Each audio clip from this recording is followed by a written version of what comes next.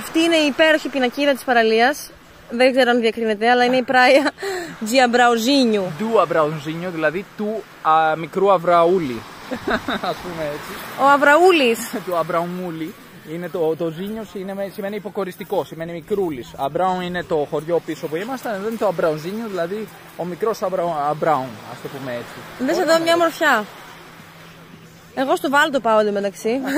Μπροστά μου υπάρχει θάλασσα, αλλά μου αρέσει πολύ αυτή η εικόνα έτσι μετά. Ποια είναι τα μυστικά του Βάλτου? Εσύ θα μου πεις. Ανακάλυψέ τα. Μπες για να μου πεις. Θα βάλω την Νίκη εδώ πέρα να δοκιμάσει, η οποία είναι πολύ καλή δοκιμαστής. Εγώ θα δοκιμάσω την θάλασσα. Εσύ μπορείς να δοκιμάσεις το Βάλτο. Παιδιά, πείτε μου πόσο όμορφη είναι αυτή η παραλία. Από το 1 ως το 10, πόσο όμορφη τη θεωρείτε? Αλλά ξέρεις ποιο είναι το πρόβλημα, ότι τα παιδιά συγκρίνουν με τις ελληνικές.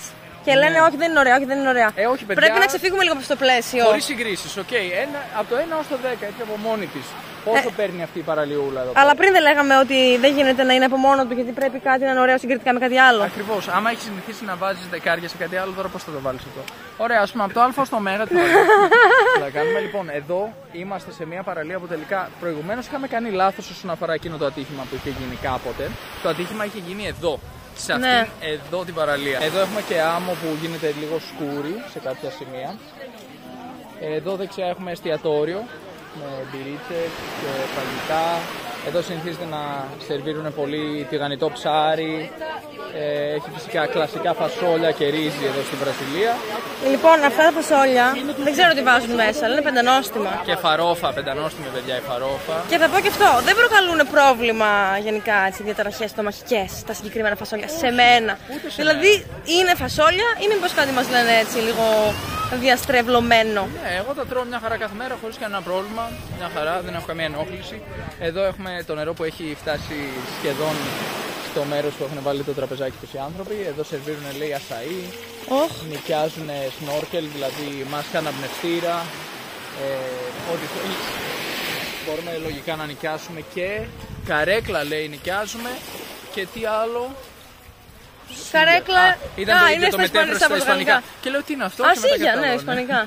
Εδώ λέει άμα θέλεις να πάρεις taxi boat, πληρώνεις 25 ρεάις, 25 ρεάλ το άτομο, 5 ευρώ. δηλαδή περίπου 5 ευρώ το άτομο. Άμα δεν θέλεις να κάνεις αυτό που κάνουμε εμείς τώρα, δηλαδή με τα πόδια, παίρνεις ένα taxi boat, ένα από αυτά εδώ, αλλά πρέπει να περιμένεις μέχρι να εμφανιστούν και άλλοι επιβάτες για να γεμίσει η βάρκα και να πας μαζί τους. Βλέπω και άλλη κούνια. Κάθεται κάποιος πάνω βέβαια. Ναι. Ο Ταρζάν και η Τζέιν. Θα γίνουμε. Θα τον πάω στο δάσος που θα μου πάει. Και μετά δεν θα ξαναποστάρουμε τίποτα. Θα κοπεί και το ίντερνετ και όλα καλά. Θα πάρουμε μια Starlink μια μέρα και θα πάμε να μείνουμε σε ένα πολύ απομονωμένο μέρος. Και θα έχουμε ίντερνετ από εκεί και θα κάνουμε μια ξενάγηση σε κάποιο δάσος. Πάμε στον Αμαζόνιο, θέλεις? Εγώ θα ήθελα πολύ να πάω γιατί μου έχει μείνει αποθυμένο. Την προηγούμενη φορά που πήγαμε είχαμε πάει σε ένα όχι και τόσο όμορφο μέρος. Ήταν λίγο καμένο το δάσος, ναι, οι κορμοί και γόντουσαν. Δυστυχώς είχαν εξεραθεί τα ποτάμια, οι ποταμοί εκεί στον Αμαζόνιο και δεν μπορούσαμε να φτάσουμε αρκετά μέσα, ας το πούμε έτσι, στο δάσος. Δεν μπορούσαμε να μπούμε και γόντουσαν κάποια τμήματα του δάσους και έτσι είδαμε πολύ λίγο του Αμαζονίου, πολύ μικρό τμήμα. Θα επιστρέψουμε σίγουρα όταν δεν είναι η περίοδος της ξηρασίας. Πότε πήγαμε εμείς, ποιο μήνα πήγαμε? Ιανουάριο. Νοέμβριο. Ο Ιανουάριο ήμασταν Παταγωνία. Μπράβο. Νοέμβριο πήγαμε, ήταν η εποχή της ξηρασίας, δεν είχε βρέξει ακόμα και έχει εποχή των βροχών και εποχή της ξηρασίας. Οπότε θα επιστρέψουμε αν είναι την εποχή των βροχών για να δούμε και την άλλη. Και την άλλη μεριά, εννοείται. Ναι, ενδεχομένως και μετά την Ελλάδα κιόλας μπορούμε να πάμε. Θα το κοιτάξουμε, μήπως πάμε το Σεπτέμβριο. Πάλι για Βραζιλία σκέφτεσαι? Σκέφτομαι τον Αμαζόνιο, έτσι. Όχι, εντάξει. Γιατί δεν πας τότε στον Αμαζόνιο του Περού ή του Εκουαδόρ? Και αυτό είναι μια ιδέα, και αυτή είναι μια ιδέα, όντως. Λοιπόν, κάπου αλλού που πρέπει να πάμε στη Βραζιλία, με Αργεντινή, είναι Καταράκτες Ιγκουασού. Όντως. Μας έχουν προτείνει πάρα πολλοί άνθρωποι να πάμε. Θέλουμε πάρα πολύ να πάμε και θα πάμε. Εδώ δηλαδή είναι στα έχει σχέδια. ένα πολύ ωραίο καφέ μπαρ και λίγο πιο κάτω επίσης είναι το μπαράκι του. Το έχω ξαναδεί και μου αρέσει πολύ αυτό το μέρος. Και εμένα. Με τραβάει. Bonito Paraíso λέει. Αλλά να σου πω κάτι, εσύ, δεν ήμασταν εδώ. Ήμασταν λίγο πιο κάτω αν δεν κάνω λάθος. Ναι, έχουμε έρθει, απλά δεν ξέρω και το... Ναι, μάλλον έχει δίκιο ο Κωνσταντίνος. Είχαμε κάνει την πατάτα μας λίγο πιο κάτω, κάναμε ένα ακροβατικό.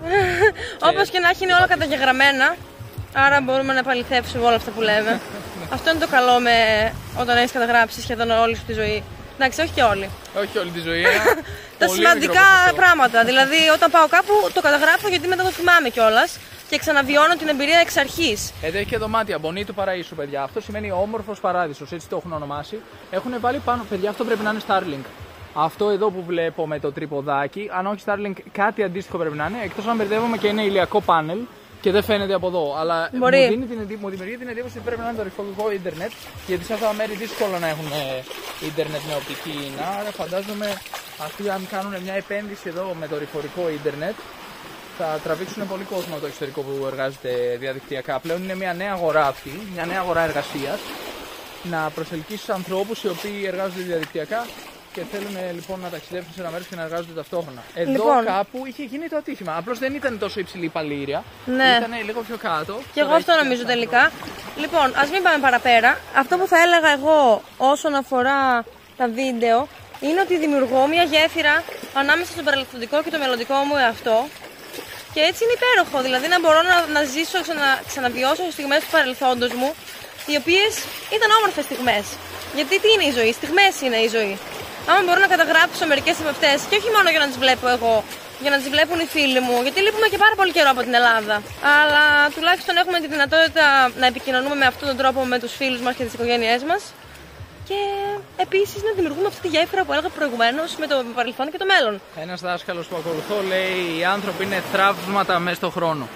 Άρα, εκ των πραγμάτων, αυτό που κάνουμε στην πραγματικότητα είναι ότι αφήνουμε ανεξίτηλη την παρουσία μας μέσα στον χρόνο, μόνο εφόσον ένας άλλος άνθρωπος έχει πρόσβαση σε αυτή την πληροφορία ή τέλος πάντων κάπως αλληλεπιδρούμε με τον επόμενο. Γιατί αλλιώς φανταστείτε να είστε στη μέση ενός δάσους και κανείς να μην έχει μάθει ποτέ ότι υπήρξατε και να μην αφήσετε κανένα αποτύπωμα και τίποτα πίσω σας.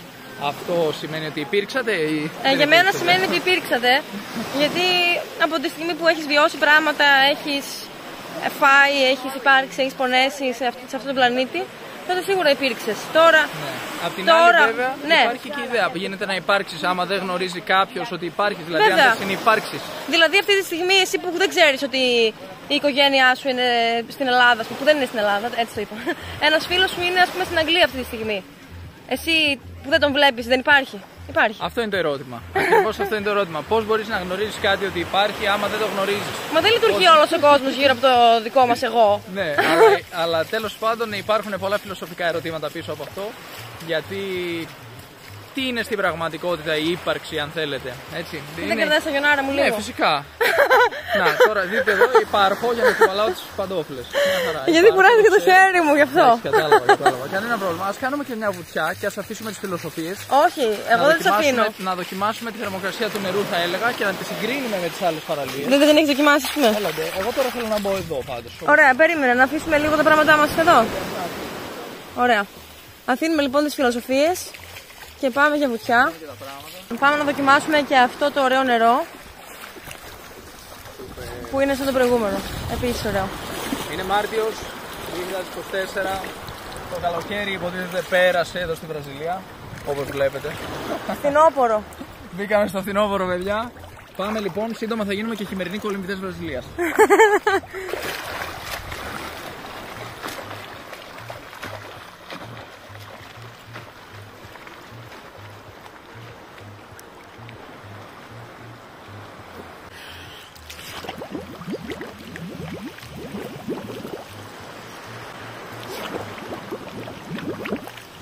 Έχουμε πάρει το δρόμο της επιστροφής και βλέπουμε μπαλίτσα μπροστά μας και πιο πίσω τροπική βλάστηση.